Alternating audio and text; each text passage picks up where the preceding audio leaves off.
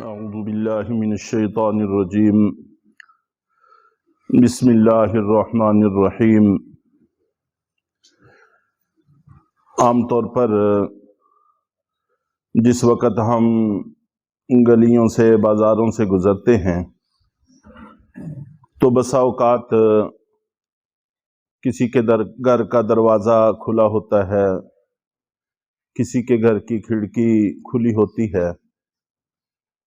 تو ہم بے احتیاطی سے ادھر کو نظر ڈال لیتے ہیں۔ اب دیکھنے میں یہ معمولی سا فعل ہوتا ہے، غفلت سے ہم اس کام کو سر انجام دے لیتے ہیں۔ حقیقت میں اگر غور بھی کریں، قرآن و حدیث کی ہدایات سے ہٹ کر بھی اگر غور کریں تو یہ عمل اچھا عمل نہیں ہے، اس لیے کہ جہاں تک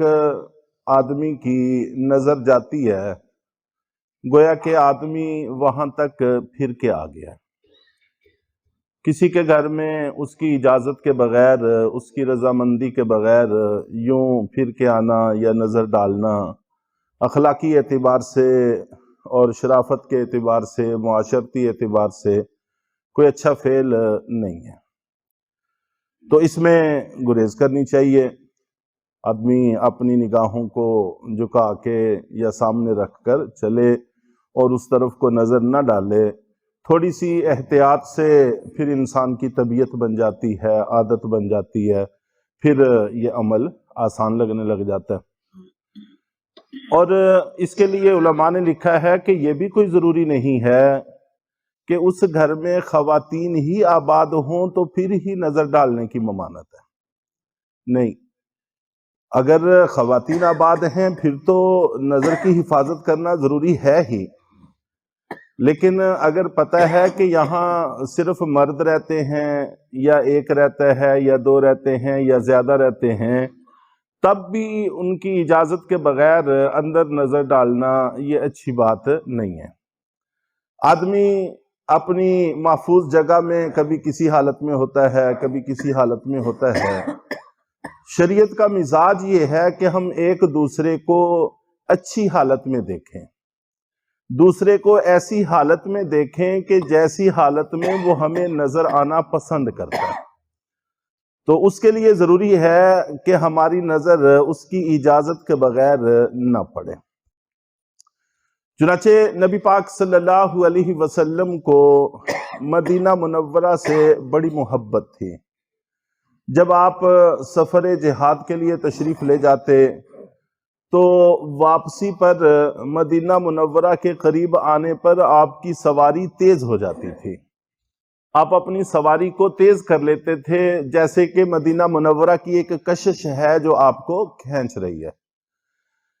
تو اس کے باوجود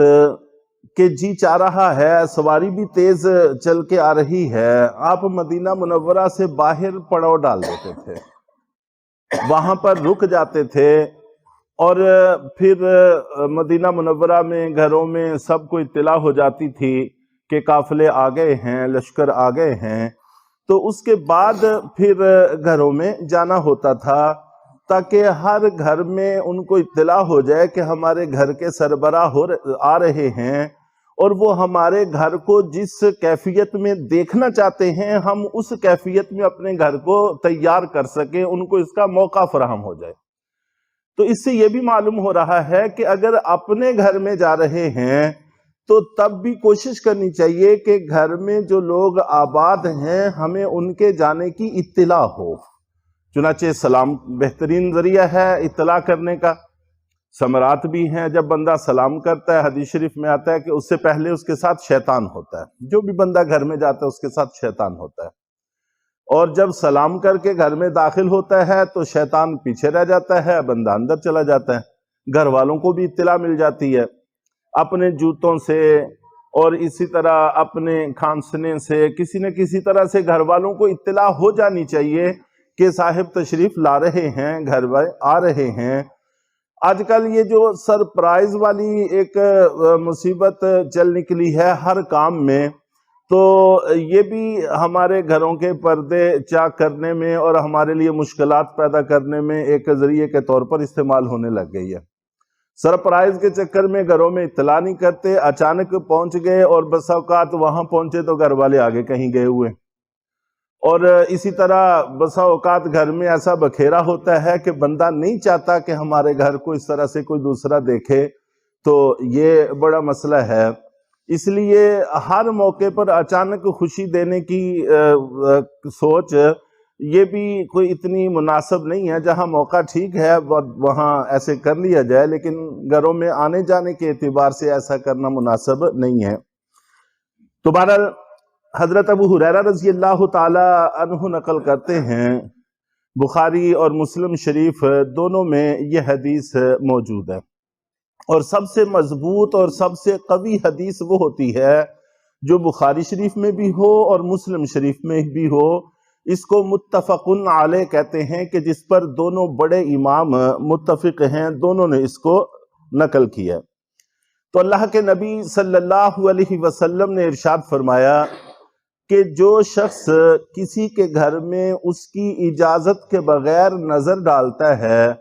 تو اہل خانہ کو حق حاصل ہے کہ وہ اس کی آنکھیں پھوڑ دے۔ تو اگرچہ دوسری احادیث اور آیات اور مجموعی دین اسلام کے تاثر سے یہ بات واضح ہوتی ہے کہ قانون کو ہاتھ میں لینا درست نہیں ہے،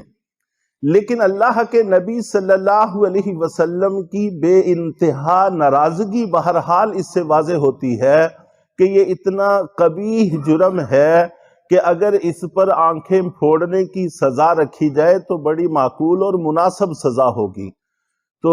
اتنا بڑا قبیح جرم ہے، لیکن ہم بے احتیاطی سے کر لیتے ہیں، تو جو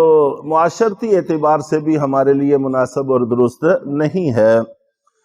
اور اسی طرح ترمذی شریف میں بھی ہے کہ جو شخص بلا اجازت کسی کے گھر کا پردہ چاک کرتا ہے، پردہ کھولتا ہے،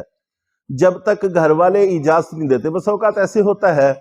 کہ گھر میں گئے، صاحب خانہ باہر بھی آ گئے، لیکن اور انہوں نے دروازہ کھولا ہے، ابھی انہوں نے گھر آنے کی اجازت نہیں دی،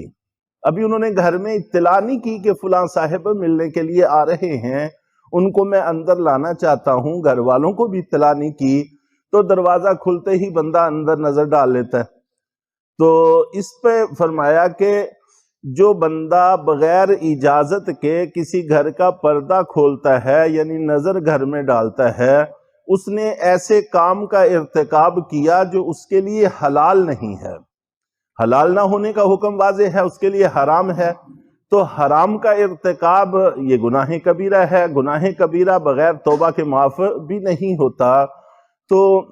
گناہ کبیرہ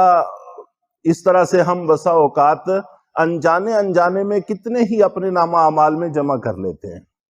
تو اس لیے جہاں تک ممکن ہو اس برائی سے بچنے کی کوشش کرنی چاہیے۔ تو اور دوسرا مسئلہ جو آج پیش کرنا ہے، چلیں وہ انشاءاللہ العزیز کل ہی عرض کریں گے، یا دوبارہ جس وقت اس کا نمبر آئے، وہ بھی ہمارے ہاں کافی پایا جاتا ہے۔ بہرحال آج جو بات عرض کی ہے وہ صرف یہ ہے کہ اپنا گھر ہو، اپنے عزیز و اقارب کا گھر ہو، رشتہ داروں کا گھر ہو، دوست احباب کا گھر ہو، یا کسی بھی محلے گلی والے کا گھر ہو، تو اس کی اجازت کے بغیر اس کے گھر میں جھانکنا، نظر ڈالنا، اس سے جہاں تک ممکن ہو سکے گریز کرنے کی کوشش کرنی چاہیے۔ اللہ تعالی ہم سب کو عمل کی توفیق عطا فرمائے۔